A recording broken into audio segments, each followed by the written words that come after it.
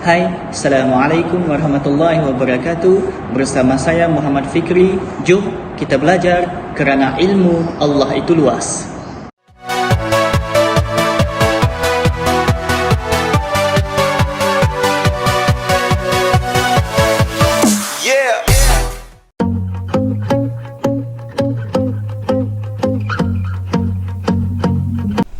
Bismillahirrahmanirrahim. Assalamualaikum warahmatullahi wabarakatuh. Alhamdulillahirabbil alamin wassalatu wassalamu ala asyrafil anbiya'i wal mursalin wa ala alihi wa sahbihi ajma'in. Apa kabar diucapkan kepada anak murid yang dirahmati Allah sekalian? Semoga sentiasa berada dalam keadaan sehat dan dalam rahmat Allah. Baik, jadi insyaallah pada kali ini kita sambung pembelajaran kita, PDPR kita di bawah bidang Al-Quran. Tajuk kita hari ini ialah kita tadabbur surah Al-Ikhlas. Apa itu tadabbur? Tadabbur ini maksudnya kita mengkaji ataupun kita memahami isi yang ada di dalam surah Al-Ikhlas. Baik, jadi kamu boleh tengok buku teks muka surah 26. Buku teks kamu tu kamu buka muka surah 26. Di situ ada pembelajaran kita pada hari ini. Baik, sebelum kita masuk pembelajaran kita pada hari ini, kita mesti tahu dulu apakah objektif ataupun apakah matlamat ataupun apakah yang akan kamu dapat kalau kamu mengikuti pembelajaran kita pada hari ini. Yang pertama ialah kamu boleh menyatakan maksud surah Al-Ikhlas. Surah Al-Ikhlas ni kamu boleh tahu maksud dia. Yang kedua, menerangkan tuntutan surah Al-Ikhlas. Surah Al-Ikhlas ni untuk apa? Apa tujuan dia? Apa tuntutan dia? Apa kemahuan dia? Okay, kamu akan tahu. Dan yang ketiga ialah menyenaraikan kepentingan surah Al-Ikhlas. Menyenaraikan kepentingan surah Al-Ikhlas. Jadi tiga ini adalah objektif yang akan kamu dapat kalau kamu ikut pembelajaran kita pada hari ini. Baik, jadi kamu boleh tengok dalam buku teks kamu tadi. Okey, kamu tengok ni ada gambar. Ada gambar dua orang pemuda ini. Okey, ini mengisahkan mengenai bagaimana pada zaman Nabi dulu, pada zaman Nabi Muhammad sallallahu alaihi wasallam dulu, ketika Nabi membawa Islam, Nabi membawa ajaran agama Islam, maka Nabi ni telah didatangi oleh beberapa orang Quraisy. Quraisy ni ialah orang kaum Quraisy ni nama masyarakat pada ketika itu. Macam kita ni mungkin kita panggil masyarakat apa? Masyarakat Melayu ke, contohnya macam tu. Melanau ke, masyarakat Cina macam tu. Zaman Nabi dulu ada satu masyarakat yang dipanggil sebagai masyarakat Quraisy ataupun kaum Quraisy. Okey, kaum Quraisy. Maka mereka datang, mereka berjumpa dengan Rasulullah dan bertanya, "Wahai Muhammad," ini petikan ni dalam kotak biru ni, "Wahai Muhammad, gambarkanlah kepada kami tentang Tuhanmu." Sebab mereka ditanya dengan Rasulullah, "Ya Rasulullah, wahai Nabi Muhammad, bagaimana rupa Tuhan kamu? Boleh kamu tunjuk? Boleh kamu terangkan? Boleh tak kamu ceritakan tentang Tuhan kamu?" Meminta Nabi Muhammad menggambarkan keadaan Tuhan. Lalu apabila mereka meminta sedemikian, teruslah diturunkan surah Al-Ikhlas kepada Nabi Muhammad sallallahu alaihi wasallam. Surah ini turun untuk apa? Untuk menjelaskan bagaimana keadaan Allah, bagaimana rupa Allah, bagaimana siapa Allah itu. Menjelaskan persoalan mereka tadi. Mereka soal Nabi, maka Allah jawab. Lalu Allah pun menurunkan surah Al-Ikhlas kepada Nabi Muhammad sallallahu alaihi wasallam. Baik, kita tengok. Okey, inilah merupakan surah Al-Ikhlas. Saya rasa kamu pun pandai baca ni. So ini surah yang selalu kita baca. Surah yang sangat senang. Dia cuma ada 4 ayat sahaja dalam surah ini. Jadi kita akan tengok satu persatu surah Al-Ikhlas ini dan kita faham apakah isi kandungan dalam surah Al-Ikhlas. Okey, baik, kita tengok satu persatu di mana surah Al-Ikhlas ini ada 4 ayat semuanya. Bismillahirrahmanirrahim. Dengan nama Allah yang Maha Pemurah lagi Maha Mengasihani. Ayat yang pertama, Qul huwallahu ahad. Ayat yang pertama. Apa maksud dia? Katakanlah wahai Muhammad, Tuhanku ialah Allah yang Maha Esa. Allah suruh beritahu. Allah suruh Nabi Muhammad beritahu dengan kaum tadi, masyarakat Quraisy tadi, katakan wahai Muhammad bahawa Allah itu Esa. Bahawa Tuhanku ialah Allah yang Maha Esa. Apa itu Esa? Esa itu maksudnya satu. Allah itu tunggal, satu. Kemudian sambung ayat yang kedua, Allahus Samad. Allahus Samad.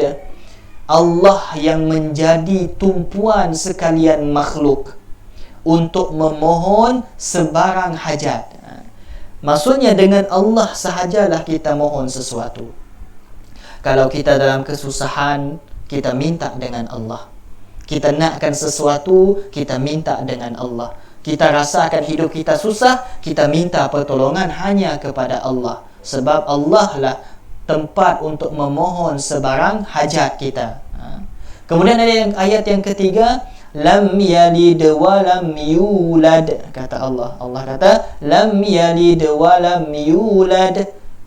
Maksudnya Allah itu ia tiada beranak dan ia pula tidak diperanakkan. Maksudnya di sini Allah itu tidak beranak dan diperanakkan. Allah itu tidak ada keluarga. Allah itu satu, seperti yang Ustaz katakan tadi.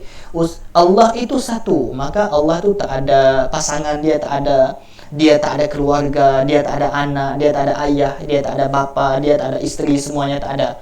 Allah itu cuma satu. Allah itu Esa, tidak beranak dan tidak diperanakkan. Itu sifat Allah. Dan ayat yang terakhir, walam yakul lahu kufuwan ahad. Allah sebut apa? Dan tidak ada sesiapa pun yang setara dengannya. Maksudnya tidak ada yang dapat menyerupai Allah.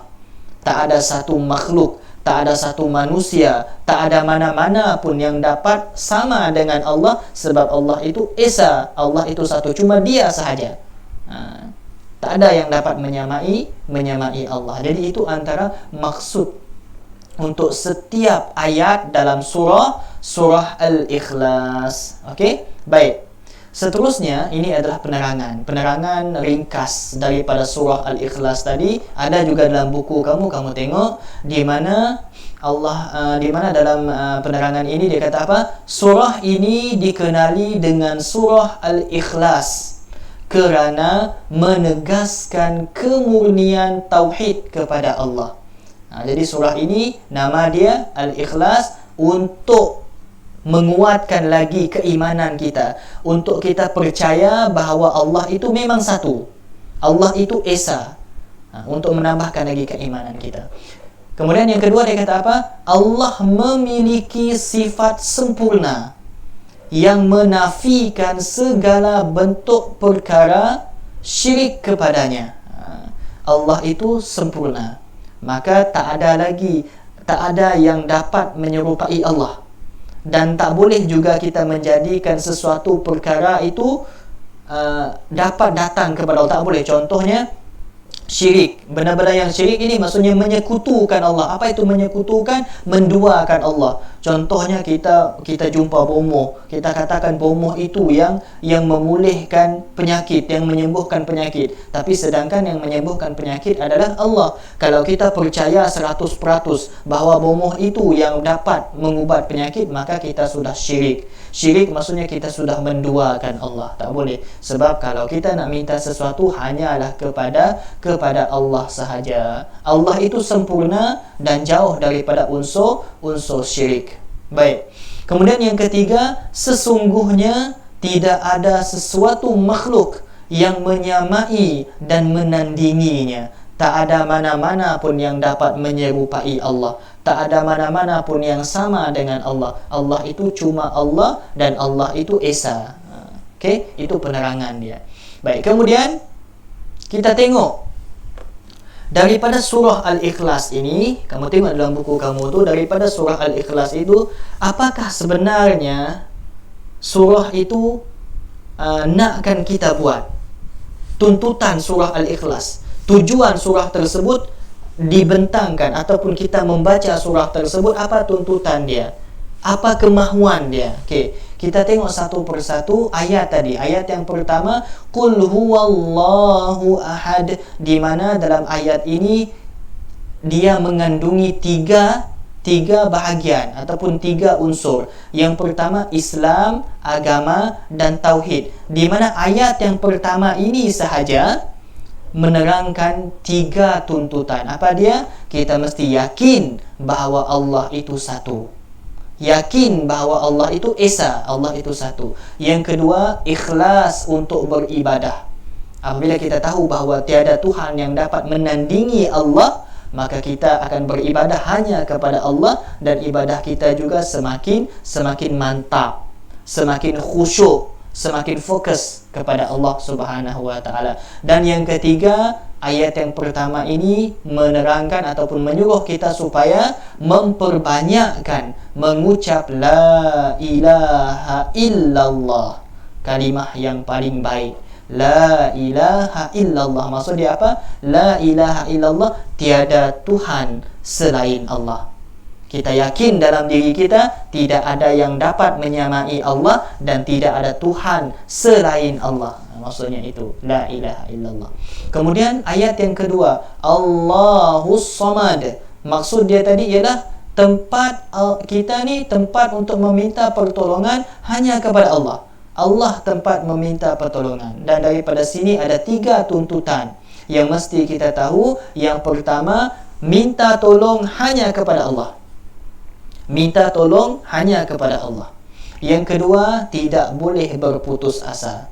Sebab Allah itu mendengar doa kita. Allah dengar apa yang kita nak. Maka jangan pernah berputus asa untuk minta pertolongan dengan Allah. Dan yang ketiga, bersangka baik dengan Allah. Mungkinlah kita berdoa pada waktu sekarang ini, banyak doa kita yang tidak diterima oleh Allah. Tapi mungkin ada satu masa nanti kita yakin dengan Allah, kita bersangka baik dengan Allah, doa kita akan diterima oleh Allah. Doa kita akan dimakbulkan oleh Allah Subhanahu wa taala. Yang penting kamu bersangka baik dan yakin dengan Allah Subhanahu wa taala. Baik.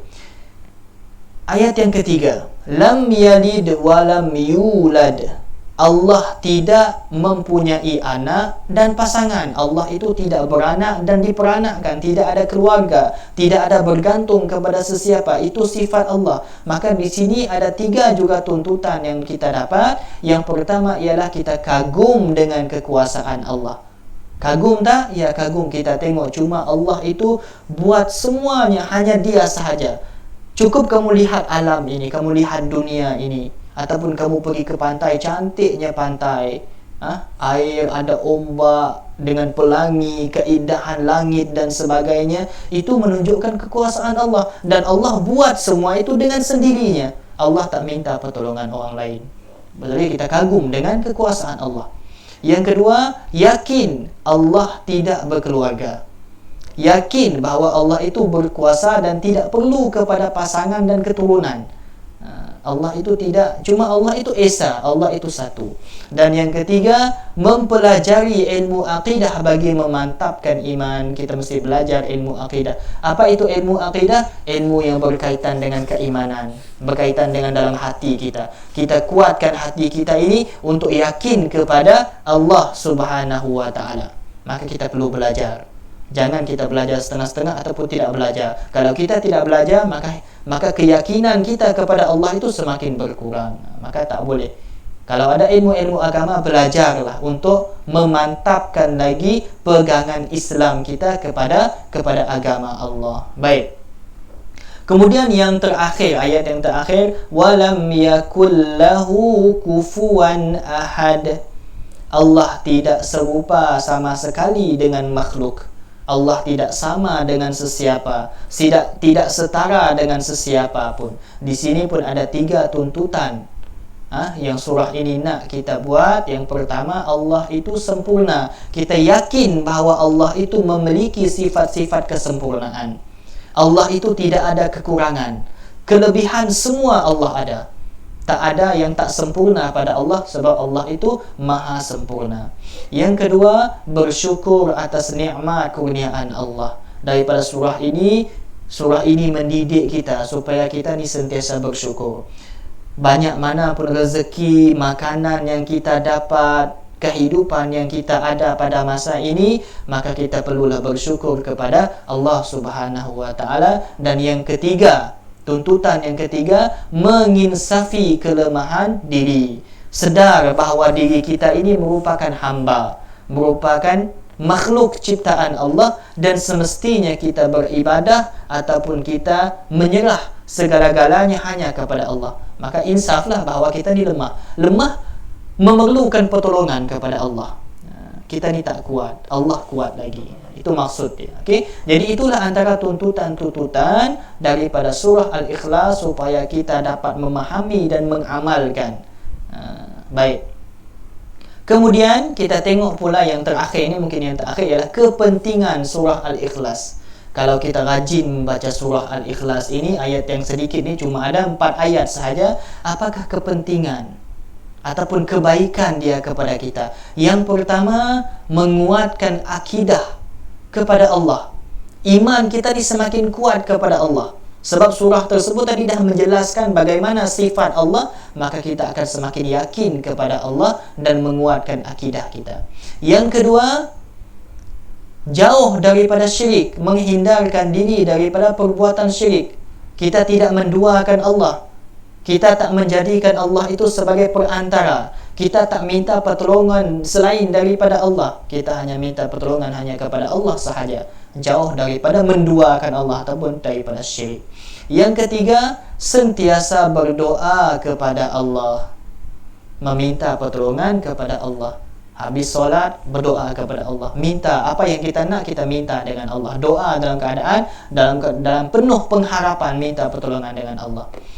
Yang keempat, di sini dia kata kepentingan dia, satu kali bacaan surah Al-Ikhlas menyamai 1/3 Al-Quran. Kalau kamu membaca surah Al-Ikhlas ini, sama seperti kamu membaca 1/3 Al-Quran. Kamu tengok Al-Quran tu tebal. Al-Quran yang tebal tu, kamu baca surah ni saja, Al-Ikhlas ini, umpama kamu membaca 1/3 Al-Quran. Macam mana 1/3? Okay, cuba tengok sini. 1/3, kamu tengok ni, satu bulatan besar ni, satu bulatan yang besar ini, ada 1, 2, 3. Umpamalah ini adalah Al-Quran.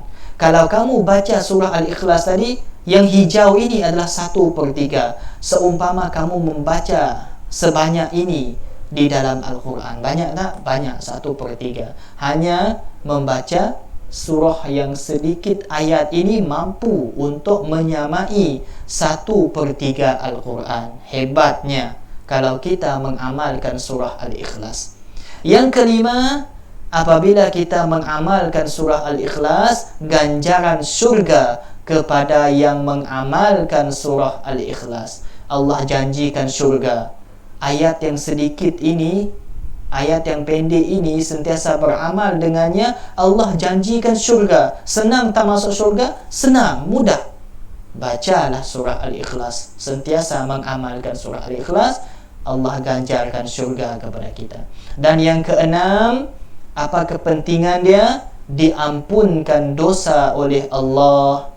Banyak dosa yang kita buat. Kalau kita beriman dengan Allah, beriman dengan kitab, kita membaca surah Al-Ikhlas ini, maka Allah akan mengampuni segala dosa-dosa kita. Walaupun dosa kita ni, kejahatan kita ni banyak dengan Allah, tapi oleh kerana kita yakin dengan surah Al-Ikhlas, kita mengetahui kepentingan surah Al-Ikhlas ini, maka Allah akan ampunkan dosa-dosa kita. Maka itulah antara penerangan ataupun huraian yang berkaitan dengan surah Al-Ikhlas yang kita belajar pada hari ini. Mudah-mudahan memberi kamu manfaat dan ilmu yang baharu, dan kamu boleh kongsikan kepada rakan-rakan ataupun keluarga yang berada di rumah kamu.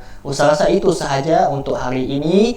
Kita bertemu lagi pada pembelajaran yang akan datang. Sekian, wassalamualaikum warahmatullahi wabarakatuh, dan terima kasih. لا نحتاج المال كي نزداد جمالا.